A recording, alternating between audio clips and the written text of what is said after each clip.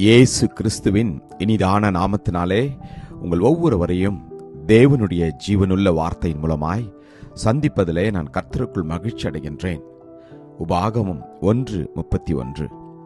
ஒரு மனிதன் தன் பிள்ளைகளை சுமந்து கொண்டு போவது போல நீங்கள் இவ்விடத்திற்கு வருகிற வரைக்கும் நடந்து வந்த வழிகள் எல்லாவற்றிலும் உங்கள் தேவனாகிய கர்த்தர் உங்களை சுமந்து கொண்டு வந்ததை கண்டீர்களே.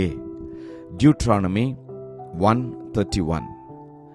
And in the wilderness where you saw how the Lord your God carried you as a man carries his son in all the way that you went until you came to this place.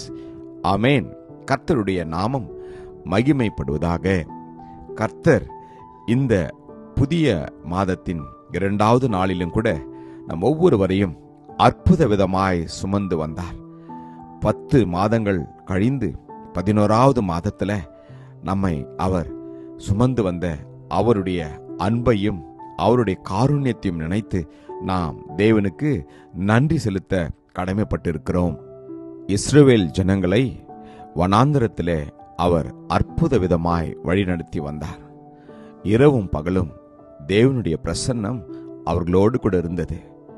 ஆம், பகலிலே நிழலைப் போலவும் இரவிலே வெளிச்சத்தைப் போலவும் கர்த்தர் அவர்களோடு கூட உலாவினார், அவர்களை வழிநடத்தினார், அவரை பாதுகாத்தார். அது மாத்திரமல்ல, அவர்களுடைய தேவைகள் எல்லாவற்றையும் அவர் சந்தித்தார். அவர்கள் விரும்பினதை அவர் கொடுத்தார். காரணம், அவர்களை அவர் நேசித்தது நிமித்தமாக. அதே போல உங்களையும் என்னையும் கூட பிறந்த நாள் முதல் கொண்டு இத்தனை வருடங்களாய் நம்மை கண்ணின் மணி போல பாதுகாத்திருக்கின்றார். அவர் இனிமேலும் அப்படியே செய்வார். நாம் நரை மயர் வரும் வரைக்கும், கடைசி மூச்சு உள்ள வரைக்கும் தேவன் உங்களையும் என்னையும் அற்புதமாய் வழிநடத்துவார். வேதம் சொல்கின்றது, உங்கள் முதிர் வயது வரைக்கும் நான் அப்படி செய்வேன், நரை வயது மட்டும் நான் உங்களை தாங்குவேன், நான் அப்படி செய்து வந்தேன், இனிமேலும் நான் ஏந்துவேன், நான் சுமப்பேன், நான் தப்புவிப்பேன் என்று கர்த்தர் சொல்கிறார். எனக்கு பிரியமான தேவஜனமே, நீங்கள் எதை குறித்தும் கலங்க வேண்டாம், பயப்பட வேண்டாம், கண்ணீர் விட வேண்டாம்.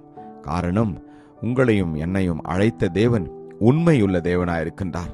ஒருவேளை வனாந்தரத்தின் பாதையிலே நடக்கிறது போல உங்கள் வாழ்க்கை இருக்கலாம். ஒருவேளை இழப்பின் மத்தியிலே நீங்கள் வாழ்ந்து கொண்டிருக்கலாம், வேதனையின் மத்தியிலே இருக்கலாம், வியாதியின் மத்தியிலே இருக்கலாம். ஆனால் கர்த்தர் உங்களை பார்த்து சொல்கிறார், அநாதி தேவன் உனக்கு அடைக்கலம், அவருடைய நித்திய புயங்களே உனக்கு ஆதாரம் என்று. இந்த நாளிலே தேவனுடைய வார்த்தையை முழுவதுமாய் நாம் நம்புவோமா? அவர் ஒரு தாயை போல நம்மை சுமக்கிற தேவன், ஒரு தந்தையை போல நம்மை பாதுகாக்கிற தேவன். வேதம் சொல்கின்றது, ஒரு தாய் தன் பாலகனை மறந்தாலும் நான் உங்களை மறப்பதில்லை என்று. ஆம், உலக பிரகாரமான தாய் ஒரு மகனையோ மகளையோ மறக்க முடியாது. ஆனாலும் அவர்கள் மறந்தாலும் நான் உங்களை மறப்பதில்லை என்று கர்த்தர் சொல்லுகிறார். அந்த நல்ல தேவனை நோக்கி நாம் பார்ப்போமா? கிருபையும் இரக்கமும் நிறைந்த நல்ல தகப்பனே, இந்த நல்ல நாளுக்காக நன்றி அப்பா. இந்த 11வது மாதத்தின் 2வது நாளிலும் கூட நாங்கள் ஜீவனோடு இருக்கும்படியா நீர் பாராட்டின கிருபைக்காய் நன்றி தகப்பனே. எங்கள் ஒவ்வொருவரையும் அப்பா நீர் இம்மட்டமாய் ஏந்தினதற்காக நன்றி, இம்மட்டமாய் சுமந்ததற்காக நன்றி, இம்மட்டமாய் எங்களை ஆண்டவரே பாதுகாத்ததற்காக நன்றி அப்பா. இனிமேலும் நீர் அப்படியே செய்ய போறதுக்காக உமக்கு நன்றி. உம்முடைய கிருபையின் கரத்திற்குள் எங்கள் ஒவ்வொருவரையும் ஒப்புக் கொடுக்கிறோம். ஆசீர்வதியும் வழி நடத்திடலாம்.